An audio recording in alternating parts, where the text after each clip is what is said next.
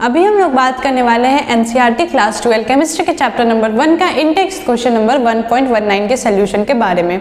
उसमें हमें बोला गया है कि एक सॉलिड है, उसे जब हम लोग हीट करेंगे उस सॉलिड को, तो हम लोग को उस सॉलिड में कौन सा डिफेक्ट देखने को मिलेगा वो हमें बताना है, और दूसरा कि उस सॉलिड में कौन सा फिजिकल प्रॉपर्टीज में भी चेंजेस देखने को मिलेगा। तो ये दो चीज़ हमें बताना है।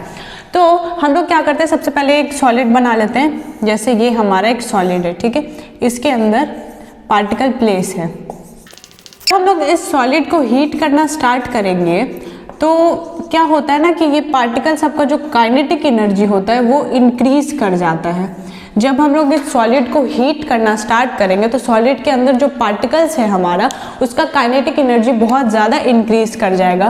तो ये जो थोड़ा थोड़ा अपने पोजीशन पे वाइब्रेट करते थे, ये बहुत ज़्यादा वाइब्रेट करने लगते हैं। काइनेटिक एनर्जी बढ़ने के कारण ये अपने ही पोजीशन पे बहुत ज़्यादा वाइब्रेट करने लगते हैं, और एक टाइम पे क्या आता है, ये वाइब्रेट करते करते अपने पोजीशन को छोड़ देते हैं। तो इनका जो पोजीशन रहता है यहाँ पे, जैसे इस पार्टिकल, ये पार्टिकल का काइनेटिक एनर्जी जैसे बहुत बढ़ गया, तो एक टाइम में क्या आएगा, ये पार्टिकल यहाँ से छोड़ देगा अपना प्लेस, और यहाँ पे क्या हो जाएगा, एक वैकेंसी क्रिएट कर देगा। ये पार्टिकल के काइनेटिक एनर्जी बढ़ने के कारण वो क्या होगा, वो अपना पोजीशन छोड़ के चला जाएगा, जिसके कारण क्या होगा, वैकेंसी क्रिएट होगा।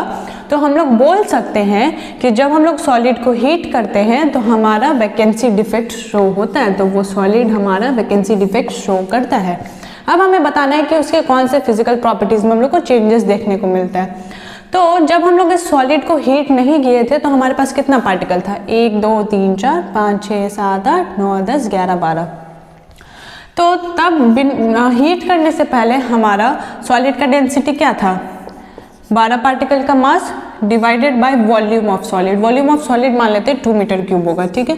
तो हमारा डेंसिटी क्या आया, 6। फिर जब हम लोग हीट किए तो हीट करने के बाद क्या हुआ, एक पार्टिकल हम लोग को मिसिंग हो गया। तो अब कितने पार्टिकल है, 1 2 3 4 5 6 7 8 9 10 11। तो तब डेंसिटी क्या होगा, 11 पार्टिकल का मोलर मास डिवाइडेड बाय 2, जो कि आया 5.5।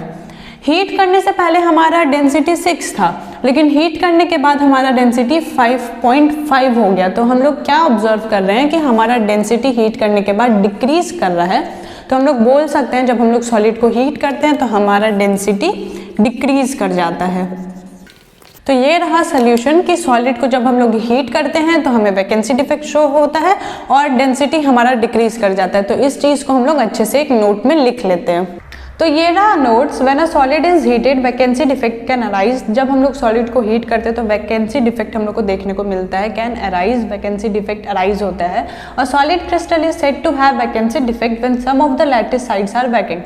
तो हम लोग बोल सकते हैं कि सॉलिड क्रिस्टल में हम लोग को वैकेंसी डिफेक्ट देखने को मिलता है क्योंकि जो है some of the lattice sides are vacant, क्योंकि जो पार्टिकल्स अपना प्लेस छोड़ देता है तो क्या होता है, वो जो लैटिस साइड पे जो पार्टिकल्स रहता है वो अपना पार्टिकल्स छोड़ने के बाद क्या करता है, वैकेंसी क्रिएट करता है, जिसके कारण हम लोग को वो लैटिस साइड वैकेंट देखने को मिलता है। और vacancy defect leads to decrease in the density of solid. Vacancy defect के कारण क्या होता है, हमारे सॉलिड का डेंसिटी क्या होता है, डिक्रीज कर जाता है। तो वैकेंसी डिफेक्ट देखने को मिला और वैकेंसी डिफेक्ट के कारण हमारा डेंसिटी डिक्रीज कर गया सॉलिड का।